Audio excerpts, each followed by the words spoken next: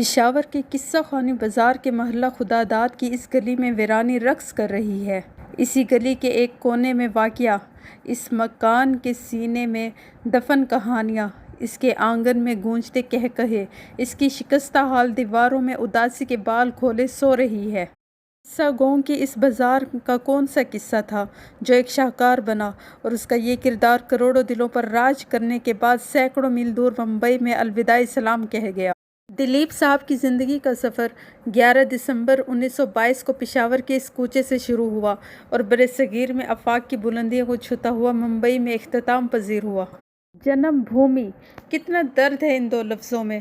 اس جنم بھومی کا درد دلیپ صاحب نے اپنے آخری ایام میں محسوس کیا تھا۔ کچھ عرصہ قبل حکومت پاکستان کی جانب سے دلیپ صاحب کے آبائی گھر کو سرکاری تحویل میں لے کر اسے سرکاری طور پر ورثہ قرار دینے کی خبریں منظر عام پر آئیں۔ سوشل میڈیا پر دلیپ صاحب کے گھر کی کچھ تصاویر رقص کرنے لگیں۔ یہی تصاویر گھومتی پھرتی دلیپ صاحب تک پہنچی تو انہوں نے اپنے آبائی گھر کی مزید تصاویر دیکھنے کے لیے خواہش کا اظہار بھی کر دیا۔ دلیپ صاحب نے اپنے ایک بلاگ میں بیان کیا تھا، جس گھر میں میرا جنم ہوا اور غیر منقسم ہندوستان میں پشاور کا قصہ خوانی بازار میں جہاں میرا اچھا خاصا بچپن گزرا، اس کو پاکستان کی جانب سے ورثہ قرار دیے جانے کی خبر نے میری اس گھر اور اس کے ارد گرد گزارے گئے خوشگوار لمحات کی یادیں تازہ کر دی ہیں۔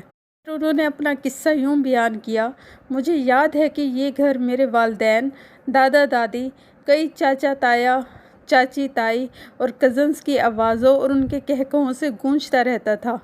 میری ماں بہت کمزور اور نازک سی تھیں، جو ہمیشہ گھر کے کشادہ کچن میں ہوتی تھیں۔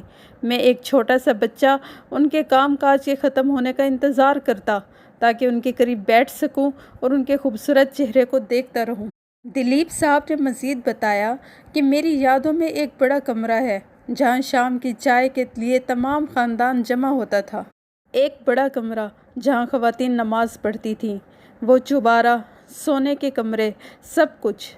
مجھے اپنے دادا کے کندھوں پر سواری کرتے ہوئے اور دادی کے گھر میں اکیلے گھومنے پھرنے کی جھوٹ موٹ کی ڈراؤنی کہانیاں بھی یاد ہیں۔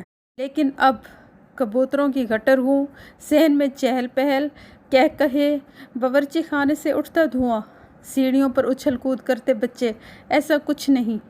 دیکھنے والوں کے لیے یہ صرف ایک کباڑ خانہ ہے، ایک گودام جس کے مختلف کمروں میں بوریاں پڑی ہوئی ہیں، کسی اپنے کے انتظار میں شکستہ حال چھت اور دیواریں بھی تھک چکی، کبوتروں کی گٹر گوں جھینگروں کی ٹو ٹو میں تبدیل ہو چکی، لکڑی کی دروازوں اور کھڑکیوں کو وقت کی دیمک نے چاٹ کھایا تھا۔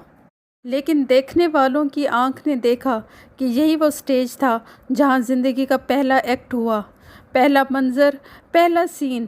ادھر ادھر گھومتے بچے، بوڑھوں بڑوں کی باتیں، خواتین کی سرگوشیاں اور اپنے ماں کے پلو کو منہ میں دبائے بیٹھا ایک ننھا سا فنکار، دلیپ کمار۔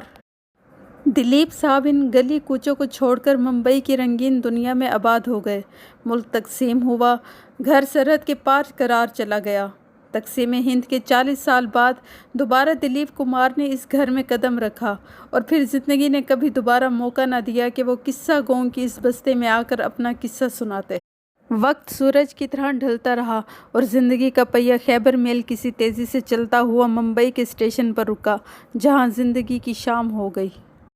اور آج دلیپ کمار زندگی کے 98 سال گزارنے کے بعد اس دنیا فانی سے رخصت ہو